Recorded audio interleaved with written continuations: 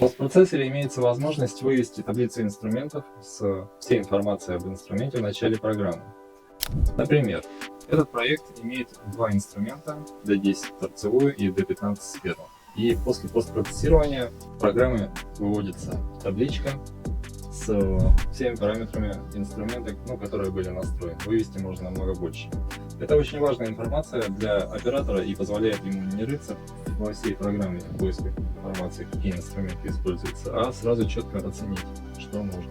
Как настроить эту табличку, я рассказываю в курсе по созданию постпроцессоров для PowerMill.